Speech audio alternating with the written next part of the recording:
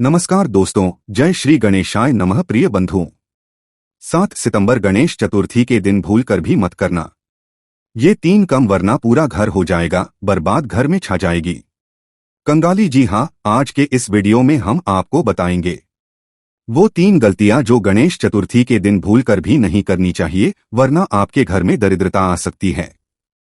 तो दोस्तों, वीडियो को अंत तक जरूर देखें ताकि आप इन गलतियों से बच सकें और भगवान गणेश की कृपा आप पर बनी रहे। चलिए करते हैं दोस्तों, गणेश चतुर्थी का पर्व हम धूमधाम से मनाते हैं और मनाया भी क्यों ना जाए, क्योंकि गणपति बाप्पा को कहा गया है कि विघ्नों को हरने वाले, कष्टों को हरने वाले और सुख को लाने वाले श्री गणेश जी हैं और इनका आगमन होने जा रहा है। इनका आगमन भक्तों के लिए अति उत्तम, अति शुभ होता है। ऐसी मान्यता शास्त्रों में कि यदि घर में किसी प्रकार की समस्या है या फिर किसी मनोकामना की पूर्ति के लिए आप स्थापना करते हैं, पूजन करते हैं, तो निश्चित रूप से वह कामना गणेश जी पूर्ण करते हैं। शास्त्रों की मान्यता ऐसी है कि भाद्रपद की चतुर्थी को गणेश जी को लाया जाता है और अनंत चतुर्दशी को इनका विसर्जन किया जाता है। इस बीच की तिथियों में गणेश जी की पूजा आराधना बड़ी धूमधाम से की जाती है। इनको दूर्वा अर्पित की जाती है, मोदक आदि का भोग लगाया जाता है। दोनों समय की विशेष पूजा आरती की जाती है और अंत में चतुर्दशी के दिन इनका विसर्जन किया जाता है। शास्त्रों में ऐसी मान्यता है कि गणेश जी को अपने घर में लाकर विधिवत उनका पूजन और सेवा करने से हमारी मनोकामनाएं पूर्ण होती है। तो विद्या बुद्धि के दाता श्री गणेश जी का आगमन होने जा रहा है। दोस्तों, इनको लाने का जो विशेष समय होता है या फिर इनको स्थापित करने का विशेष समय होता है, वह दोपहर का समय होता है। कारण यह है कि इनका जन्म हुआ था दोपहर समय, तो इसलिए यह उत्सव दोपहर में ही मनाया जाता है। विशेषकर स्थापना जो होती है वह दोपहर में ही होती है। गणेश जी की मूर्ति से जुड़ी बहुत सारी कुछ बातें हैं जो कि जानना अत्यंत आवश्यक है। वैसे तो हम बिल्कुल नहीं कहेंगे कि कोई भी गणेश जी की मूर्ति अशुभ होती है। हाँ, उसके मायने, उसके कारण बदल जाते हैं, क्योंकि जैसे हमारे शास्त्रों की मान है कि बहुत बड़ी मूर्ति की पूजा सेवा हम अपने घर में नहीं कर सकते, तो ऐसा मतलब नहीं है कि आपके घर पर रखी हुई बड़ी मूर्ति अशुभ है। हाँ, अशुभ इसलिए है कि आपने उसके बराबर उसकी सेवा पूजा नहीं की। आगे बढ़ने से पहले आपसे रिक्वेस्ट करते हैं कि अगर आप भी अपने जीवन में भगवान गणेश की कृपा पाना चाहते हैं तो इस वीडियो को लाइक करके कमेंट में जय श्री गणेश लिखना ना भूलिए। जा दोस्तों, वैसे गणेश जी की मूर्ति में भी कुछ बातें ध्यान रखनी चाहिए। यदि आप गणेश जी की मूर्ति को लाने जा रहे हैं तो एक चीज का ध्यान कि मूर्ति किस चीज की ला रहे हैं, यह भी आपकी कामनाओं के ऊपर आधारित है। सबसे शुभ जो मूर्ति होती है, श्रेष्ठ मूर्ति होती है, वह सफेद आग की झड़ से जो गणेश जी निकलते हैं, जिन्हें श्वेता गणेश बोला जाता है, वह मूर्ति सबसे शुभ होती है। तो यदि इस प्रकार के गणेश जी को आप अपने घर में लाते हैं तो रिद्धि सिद्ध लक्ष्मी या फिर किसी भी कामना के लिए आप लेकर आएं। यह मूर्ति बहुत ज्यादा श्रेष्ठ होती है, लेकिन यह मूर्ति बहुत कम प्राप्त होती है। जब आंख का पौधा काफी पुराना हो जाता है तब उसकी जड़ से गणेश जी की आकृति निकलती है और यह आकृति काफी शुभ होती है। कहा जाता है कि धन के स्थान पर यदि इनको स्थापित कर दिया जाए तो जीवन में चाहे कितनी भी पीढ़ी दर पीढ़ी आपकी जो संतानें हैं वह बढ़ती चली जाएं, लेकिन उनको धन की कमी कभी नहीं होती है। तो खैर चलिए, यह गणेश जी तो नहीं मिलेंगे। यदि मिले तो जरूर लाइए। और आपको एक चीज ध्यान रखनी है, यदि आप अपने पूजा प्रार्थना के लिए गणेश जी की स्थापना करना चाहते हैं, इनको रखना चाहते हैं, लाना चाहते हैं, तो आप हमेशा बैठी हुई प्रतिमाएं ही लाएं, क्योंकि शास्त्रों में कहा गया है कि बैठे हुए गणेश की पूजा आराधना घर में करने से लक्ष्मी की कृपा होती है, कामनाओं की पूर्ति होती है। तो यदि घर में आप गणेश जी को लाने की सोच रहे हैं या फिर लाने वाले हैं तो बैठी हुई प्रतिमा का ही चयन करें। अगली चीज कि गणेश जी की प्रतिमा लाते समय घर के लिए लाएं या फिर ऑफिस के लिए लाएं, उसमें फर्क हो सकता है। आपको बताना चाहेंगे कि यदि आप अपने ऑफिस, दुकान या फिर अपने प्रतिष्ठान में लाकर के इनका पूजन आराधना करके विसर्जन करना चाहते हैं तो ऐसे में आप खड़े गणेश की प्रतिमा भी ला सकते हैं। कहा जाता है कि इससे व्यापार दिन दुगनी रात चौगुनी पड़ता है। यदि कोई कला वर्ग के विद्यार्थी हैं यानी कि नृत्य, गायन इत्यादि के, तो वे खड़े गणेश जी की प्रतिमा लाकर पूजन विसर्जन कर सकते हैं। बस घर में जो आपको प्रतिमा लानी है वह बैठे हुए गणेश की प्रतिमा लानी है। यह ध्यान रखें, प्रतिमा लाते समय एक चीज का ध्यान आपको और रखना है। घर में प्रतिमा लाते समय आपको वाममुखी गणेश जी हिलाने हैं। वाममुखी का अर्थ हुआ बाएं की तरफ मुड़ी हुई सूंड वाले गणेश की प्रतिमा, यह घर के लिए ज्यादा शुभ होती है। अब दाहिनी तरफ जब मूर्ति की सूंड होती है, उस मूर्ति के लिए पूजा और सेवा की अधिक आवश्यकता होती है। इसलिए कहा जाता है कि गणेश जी प्रतिमा हमेशा वाममुखी होनी चाहिए, यानी बाईं तरफ सूंड जिनकी भूमि हुई हो वही गणेश शुभ होते हैं हमारे घर के लिए। अन्यथा जो दाईं तरफ सूंड वाले गणेश होते हैं वह जल्दी रुष्ट होते हैं। यदि हमसे कोई भूल हो जाए तो रुष्ट होते हैं। अभी इसका अर्थ आप यह बिल्कुल ना समझे कि गणेश की प्रतिमा किसी के लिए कल्याणकारी नहीं होती है। ठीक वही बात जो कि हमने आपको उदाहरण से समझाई कि बड़ी मूर्ति भी होती है लेकिन हम घर में नहीं रख सकते, क्योंकि हम उनकी उचित पूजा, सेवा, आराधना नहीं कर सकते। उसी तरह जो दाएं तरफ सूंड वाले गणेश जी होते हैं उनको अत्यधिक सेवा प्रार्थना की जरूरत होती है जो कि हमसे नहीं हो पाती है। तो इसीलिए एक नियम बनाया गया है कि गृहस्थ धर्म योद्धा करना चाहिए, फिर विसर्जन करना चाहिए।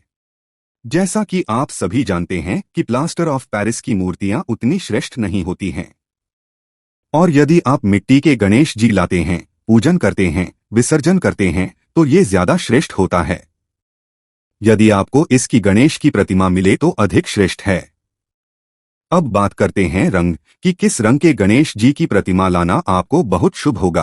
तो देखिए, केसरिया रंग के गणेश की प्रतिमा लाते हैं तो सर्व सुखदायक केसरिया रंग के गणेश होते हैं। दूसरी चीज, हरे के रंग के गणेश की प्रतिमा भी रखी जाती है। अलग अलग कामनाओं के लिए अलग अलग तरह के गणेश की प्रतिमा रखी जाती है। यदि आप संतान प्राप्ति के लिए गणेश जी की प्रतिमा लाना चाहते हैं, उन पूजन विसर्जन करना चाहते हैं, तो गणेश जी का जो बाल रूप है वैसे ही प्रतिमा लाकर के पूजन कर अनंत चतुर्दशी के दिन इनकी विदाई करें, इनका जल में विसर्जन करें। इस बात का ध्यान रखें। और यदि आप घर में मूर्ति रखना चाहते हैं तो बहुत छोटी सी 3 इंच से छोटी मूर्ति घर में लाकर के घर के मंदिर में स्थापित कर सकते हैं, तो आप ऐसा ही करें। अब बात करेंगे स्थापना की। आपको एक चीज और बता दें कि कई लोगों के प्रश्न आते हैं कि गणेश जी की 6 तारीख को हम ला सकते हैं या फिर 7 तारीख को लाएं, किस दिन लाना शुभ होगा।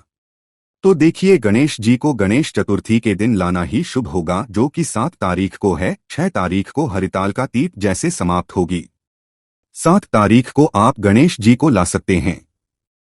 गणेश स्थापना का जो सबसे शुभ मुहूर्त है वह 11 बजे से प्रारंभ होकर दोपहर 1:08 तक है।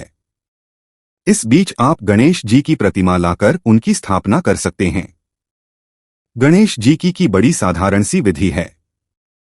सबसे पहले तो आप मंदिर के बाहर बैठ जाएं। मंदिर में तो बहुत सारी मूर्तियां होती हैं, लेकिन आपको मंदिर के जो देवता हैं उनसे अलग रख करके यदि आपने चौकी लगाई तो यह ज्यादा श्रेष्ठ माना जाता है, क्योंकि आपने अलग से कोई बड़ा अनुष्ठान किया है।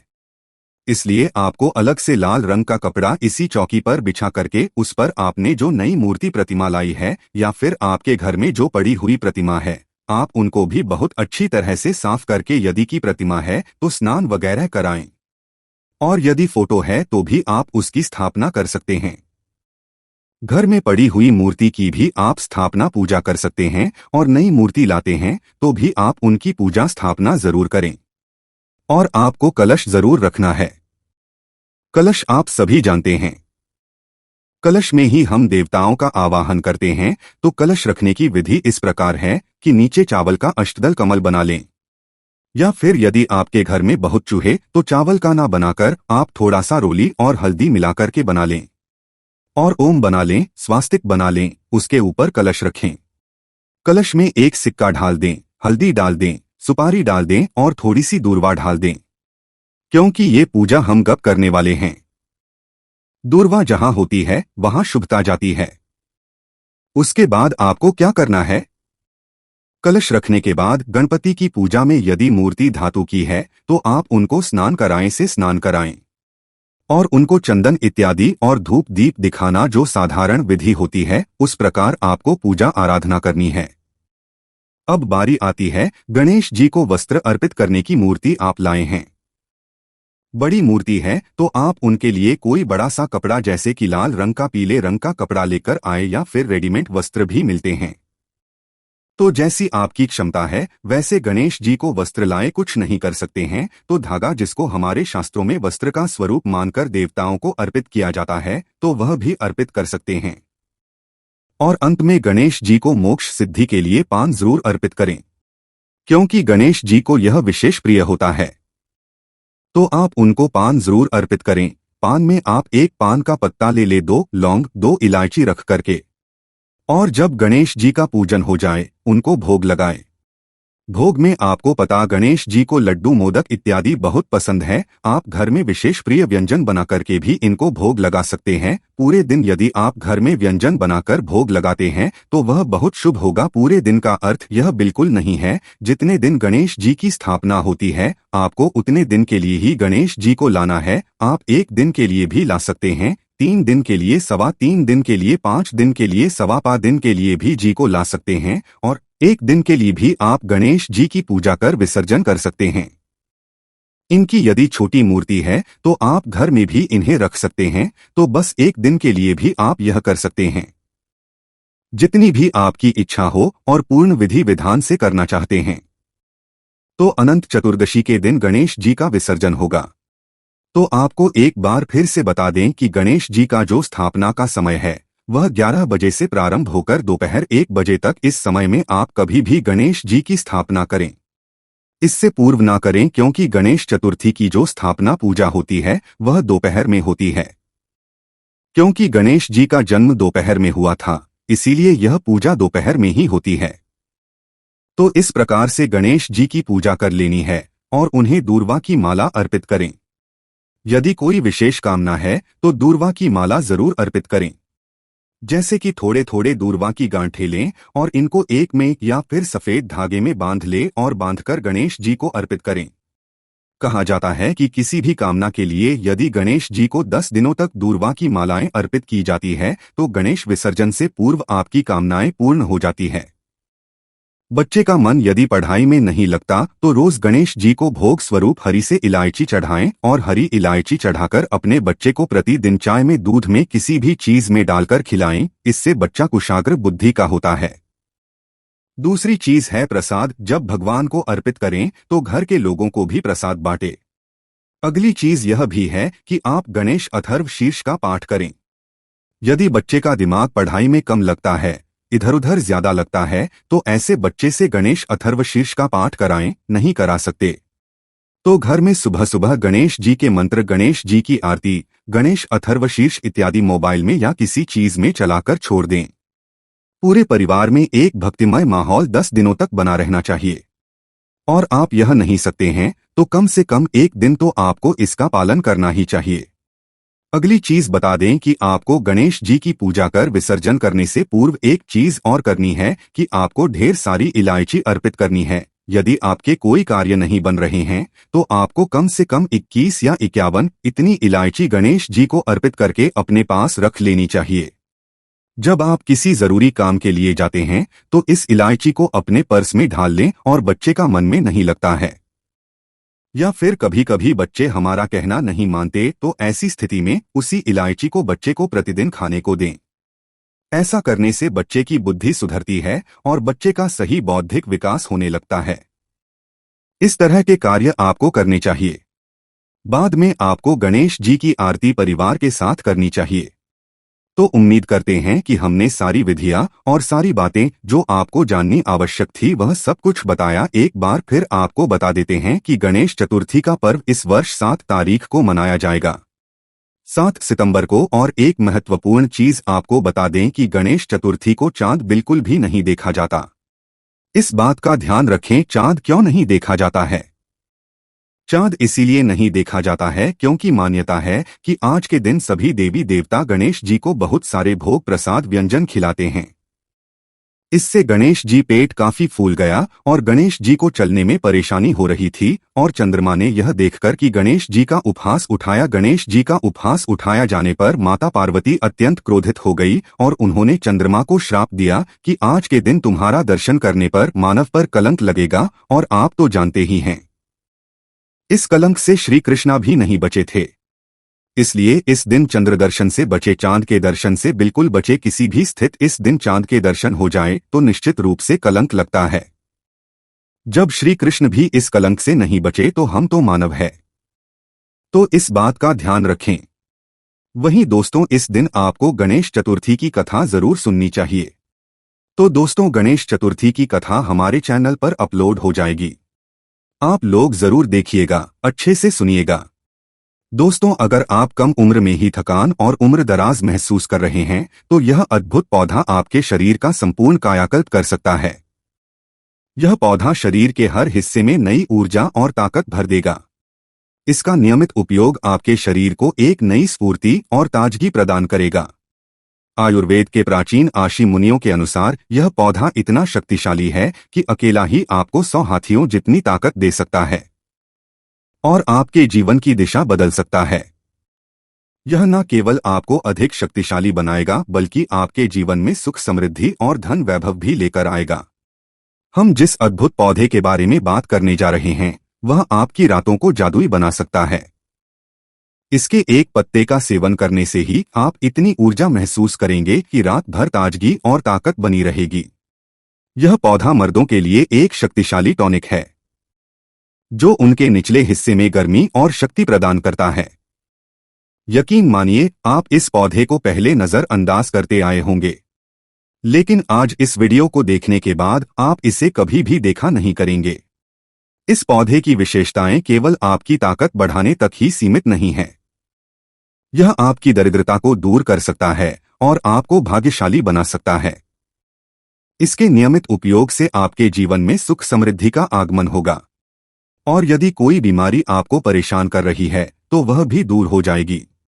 यह पौधा साधारण नहीं है, इसे भारतीय पुराणों के अनुसार हीरे के समान माना गया है। यह आपकी जिंदगी में चमत्कारी बदलाव ला सकता है, इसलिए इसे नजर ना करें।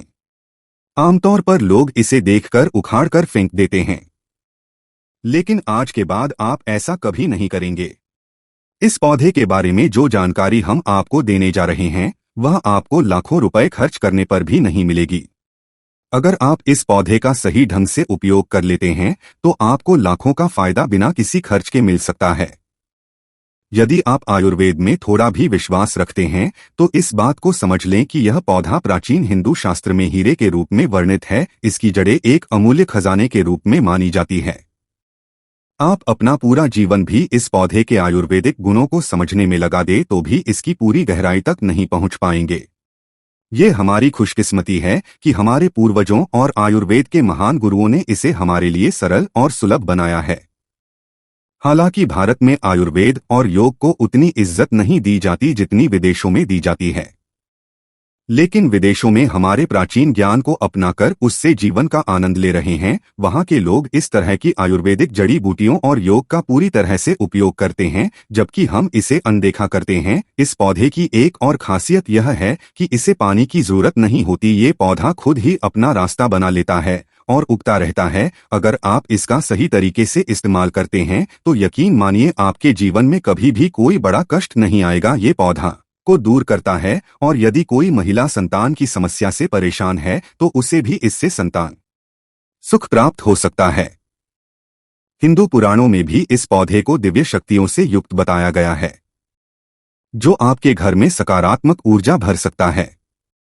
इस पौधे का सही उपयोग आपके जीवन को बदल सकता है, इसीलिए इसे कभी नजरअंदाज ना करें और इसका लाभ उठाएं। आपके घर में अगर नकारात्मक ऊर्जा, भूत प्रेत का प्रभाव या समस्याएं हैं तो यह उपाय आपकी मदद कर सकता है। इस अद्भुत पौधे का नाम अतिबला है, जिसे महाबली के नाम से भी जाना जाता है। जैसा कि नाम से ही स्पष्ट होता है, इस पौधे में अद्वितीय शक्ति होती है। यह न केवल पुरुषों के शारीरिक बल को बढ़ाता है बल्कि महिलाओं को भी आनंदमय जीवन प्रदान करता है।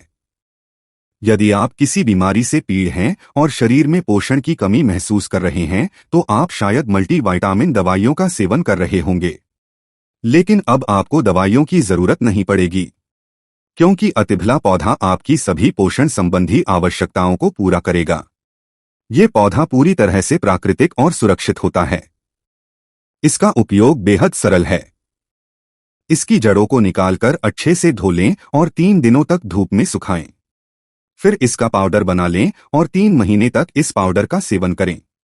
ये पाउडर पाचन संबंधी समस्याओं में रामबाण की तरह काम करता है। अगर आपको पेट दर्द, गैस या अन्य कोई समस्या हो तो इस पाउडर का सेवन आपको राहत देगा। इसके अलावा यदि आप इस पाउडर को शाम के समय घी में मिलाकर रोटी के साथ खाते हैं तो आपका शरीर मजबूत और शक्तिशाली हो जाएगा। यह पौधा आपके शरीर को लोहे जैसा सख्त बना देता है। महिलाओं के लिए भी यह पौधा बेहद फायदेमंद है। यदि कोई महिला इसे नियमित रूप से 3 महीने तक खाती है और उसे संतान प्राप्ति में समस्या हो रही है तो यह पौधा मदद कर सकता है। यह न केवल संतान प्राप्ति के लिए सहायक है बल्कि संतान की प्राप्ति के अवसर को भी बढ़ाता है।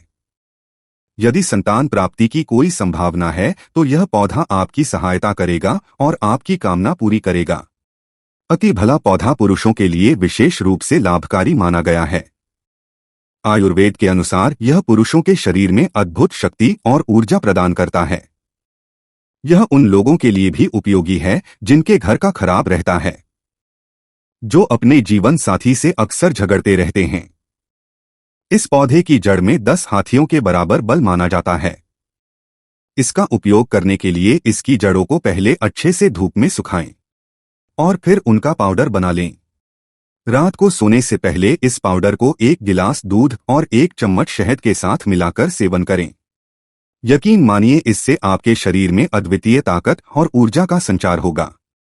आपकी शक्ति घोड़े जैसी हो जाएगी और आपका वैवाहिक जीवन भी सुखमय बनेगा। यह पौधा वैवाहिक जीवन में संतोष और खुशियां लाने में भी मदद करता है। इसके नियमित सेवन से आपकी समय की क्षमता में सुधार होगा और आप अपने जीवन साथी को अधिक समय दे सकेंगे, जो कि एक खुशहाल दाम्पत्य जीवन के लिए आवश्यक है। अति बला के कई दिव्य गुण हैं। यदि आपके घर का माहौल अच्छा नहीं रहता है, लगातार झगड़े होते रहते हैं या नकारात्मक ऊर्जा का अनुभव हो रहा है तो पौधे का उपयोग आपके लिए चमत्कारी साबित हो सकता। तो आपको बता दें, इसकी 3 पत्तियां लीजिए। घर की कोई भी अलमारी हो, चाहे लकड़ी की अलमारी हो, लोहे की हो, एल्यूमिनियम की हो, उस अलमारी के ऊपर को रख दीजिए और किसी चीज से दबा दीजिए। बुक किताब छोटे से ईंट से और उसको 1 महीना उस जगह से मत हटाइए। सिर्फ इतना करके आप एक बार जरूर देखिएगा, आपको इसका बहुत फायदा देखने को मिलेगा। नकारात्मक ताकतें जो आपके घर में होंगी, नेगेटिविटी जो आपके घर में होगी, अपने आप जाने लग जाएगी। आपके घर का माहौल बहुत अच्छा होने लग जाएगा। आप अगर छोटी छोटी बात पर अपनी अर्धांगिनी से, अपने माता पिता से बहस हो जाती थी, वह बंद हो जाएगी। दूसरा, अगर आपको लगता है कि आप ऐसी जगह रहते हैं, यदि आप रात में भूत प्रेत की आवाज सुनते हैं या आपके ऊपर नेगेटिविटी का असर महसूस करते हैं, जिसे हिंदी में गलत भावना कहते हैं, और आपको लगता है कि यह किसी आत्मा के कारण हो सकता है, तो सरल उपाय है। एक लाल कपड़ा ले और उसमें अतिबला के पौधे की जड़ को बांध ले। यदि आप पुरुष है तो इस कपड़े को अपने दाहिने हाथ पर बांधे। यकीन मानिए यह पौधा आपकी मदद करेगा और किसी भी नकारात्मक शक्ति या बाधा को दूर करने में सहायक होगा। यह जानकारी हम बिना किसी कारण के नहीं दे रहे हैं। अतिबला पौधा हिंदू पुराणों के अनुसार अत्यंत शक्तिशाली और दिव्य माना जाता है। हमारा चैनल आपको इस जानकारी को मुफ्त में उपलब्ध कराता है। हमारा केवल उद्देश्य है कि हमारे देश के सभी हिंदू भाई बहन, सिख भाई बहन या कोई भी भारतीय नागरिक हमारे चैनल प्राचीन मार्ग टीवी के माध्यम से लाभान्वित हो सके। जनकल्याण के लिए हमने यह चैनल प्राचीन मार्ग टीवी शुरू किया है, और अगर आप हमारे चैनल प्राचीन मार्ग टीवी को सब्सक्राइब करते हैं तो आपको ऐसी जानकारी मिलेगी जो कहीं और नहीं मिलेगी। आप लाखों रुपए खर्च कर दें, लेकिन हमारे चैनल पर जो जानकारी मिलेगी वह कहीं और नहीं मिल सकती। अतिबला पौधा पुराणों में सबसे महत्वपूर्ण और शक्तिशाली पौधों में से एक माना गया है। प्राचीन समय में राजाओं, महाराजाओं, क्षत्रियों, गुर्जर भाइयों और पूजा पाठ करने वाले स्वामियों द्वारा इसे अपने पास रखा जाता था। वे अतिबला का पाउडर सुबह दूध के साथ और शाम को रोटी के साथ सेवन करते थे। हिंदू पुराणों के अनुसार अतिबला का पाउडर अमृत के समान होता है। यदि आप इस पाउडर को सुबह दूध के साथ आधा चम्मच सेवन करते हैं तो आप पाएंगे कि आपके शरीर में कोई भी रोग दूर हो जाएगा। इसी तरह अगर इसे रोटी के साथ घी में लगाकर खाते हैं तो आपका शरीर बहुत मजबूत हो जाएगा। आपकी हड्डियां लोहे के समान मजबूत हो जाएंगी। और अगर आप बहुत कमजोर हैं तो आपकी कमजोरी दूर हो जाएगी। अतिबला का पौधा एक दिव्य वैज्ञानिक और आयुर्वेदिक शक्ति से भरपूर होता है, जिसे सही तरीके से उपयोग करने पर शानदार लाभ मिल सकता है। अतिबला एक आयुर्वेदिक जड़ी बूटी है जो त्रिफला के एक घटक के रूप में उपयोग की जाती है। त्रिफला में जड़ी बूटियां होती हैं आंवला, हरड़ और भेड़ा। अतिबला को त्रिफला का सबसे महत्वपूर्ण घटक माना जाता है क्योंकि इसमें औषधीय गुण अन्य दो जड़ी बूटियों की तुलना में अधिक होते हैं। अतिबला के सेवन से पाचन में सुधार होता है और इसमें फाइबर और अन्य पोषक तत्व होते हैं जो आपके स्वास्थ्य के लिए लाभकारी होते हैं। इस प्रकार अतिबला का उपयोग न केवल मानसिक और आत्मिक सुरक्षा के लिए किया जाता बल्कि इसके स्वास्थ्य लाभ भी हैं। सही तरीके से इसका उपयोग करने से आप जीवन में कई समस्याओं से छुटकारा पा सकते हैं। अतिबला एक अद्वितीय और प्रभावी जड़ी बूटी है जो स्वास्थ्य के कई पहलुओं को सुधारने में सहायक हो सकती हैं। ये न केवल पाचन तंत्र को बेहतर बनाती हैं बल्कि कब्ज, अपच और गैस जैसी समस्याओं से भी राहत प्रदान करती हैं। अतिबला में ऐसे तत्व होते हैं जो इम्यूनिटी को मजबूत करने में मदद करते हैं। इसमें मौजूद एंटीऑक्सीडेंट और अन्य पोषक तत्व प्रतिरक्षा प्रणाली को बनाते हैं, जिससे ये संक्रमण और बीमारियों से बचाव में मदद करता है। अतिबला के सेवन से कैंसर से बचाव भी संभव हो सकता है। इसमें कैंसर रोधी गुण होते हैं जो कैंसर कोशिकाओं के विकास को रोकने या धीमा करने में मदद कर सकते हैं।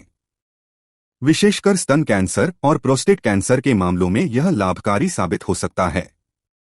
अतिबला रक्त शर्करा के स्तर को नियंत्रित करने में भी सहायक है क्योंकि इसमें एंटी एंजिन गुण होते हैं जो मधुमेह के रोगियों के लिए एक प्राकृतिक उपचार के रूप में कार्य कर सकते हैं। वजन घटाने के लिए भी अतिबला एक प्रभावी उपाय हो सकता है। इसमें मौजूद फाइबर और अन्य पोषक तत्व भूख को कम करने और चयापचय को बढ़ावा देने में मदद करते हैं, जिससे वजन घटाने में सहारा मिलता है। अतिबला को आमतौर पर चूर्ण कैप्सूल या टेंचर के रूप में लिया जाता है। इसे भोजन के साथ या भोजन के लिया जा सकता है और यह एक सुरक्षित और प्रभावी जड़ी बूटी है जो कई स्वास्थ्य लाभ प्रदान कर सकती है।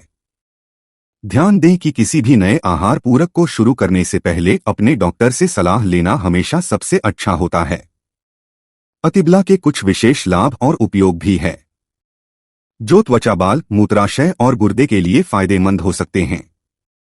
त्वचा के स्वास्थ्य के लिए अतिबला में मौजूद एंटीऑक्सीडेंट और पोषक तत्व त्वचा को स्वस्थ और चमकदार बनाए रखने में मदद करते हैं। यह मुहासे और अन्य त्वचा समस्याओं के इलाज में भी लाभकारी हो सकता है।